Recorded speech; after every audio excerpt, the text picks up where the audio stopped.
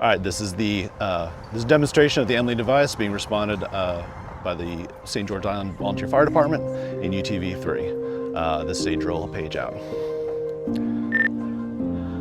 This is a drill. Dispatch to St. George Island. We need you en route to 100 Franklin Boulevard at the kayak launch near the bridge.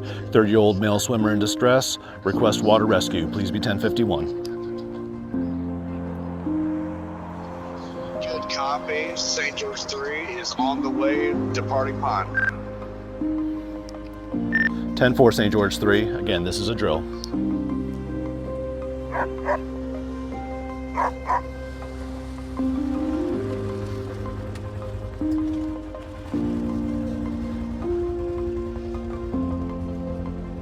Grab it, split throw it on the ground, bring it back over here. Use the bungees. Remote control on? Yep. Kill switch disengaged. Copy. Radio's on.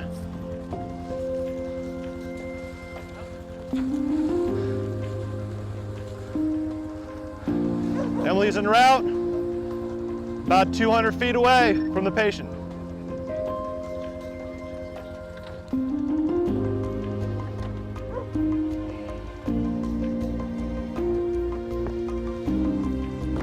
In front of us is our brand new Polaris Crew Cab 1000 XP UTV and our new Emily water rescue device. Both of these pieces of equipment were 100% funded by the TDC and the public safety grants available to fire departments like ours. So in certain incidents for water rescue, both this Polaris and our Emily device are stationed at Station 1. So when a medical incident comes in, our first responders respond to Station 1 and communicate with Incident Command wherever that rescue is taking place. At that point in time, the Polaris along with the Emily device arrives to the scene and the Emily device is deployed.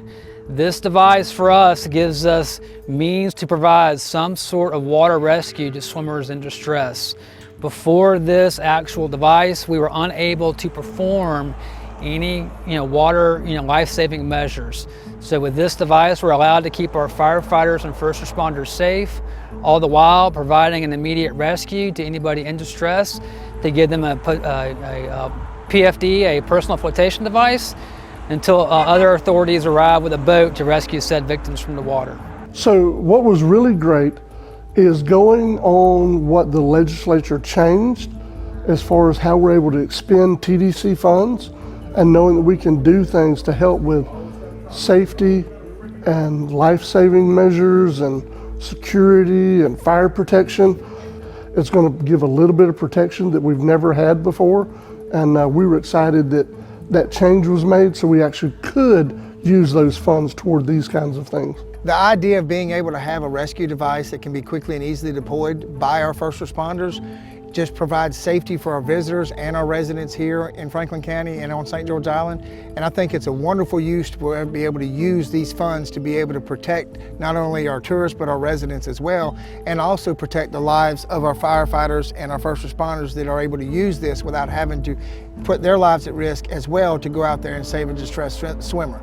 And it's like I told Fire Chief when he first brought it to me, no matter what amount of money it is, one life saved with this device is worth every penny ever spent. Last but not least, we want to thank all the members that are here today and those members that can't be here today for their continued dedication to continue to serve the St. George Island community and the entire Franklin County community. Technology like this is a win for all of Franklin County, and we're here to support everyone. Also, we want to thank our fire department board for always, having the vision and the forward thinking to allow us to continue to move forward with new response approaches to always, make sure that we are providing life safety measures. We want to thank the TDC, specifically John Solomon. We want to thank the Board of County Commissioners, Chairman Ricky Jones, for all their support. It is, crucial for us to have these public safety funds, through the TDC grant that allows everybody, as far as all fire departments in our community, to have what we need so when the alarm goes off and the page goes out, we're able to protect life and save. So thank you so much. We hope you enjoyed this video, and keep on, supporting your local fire department. Thank you.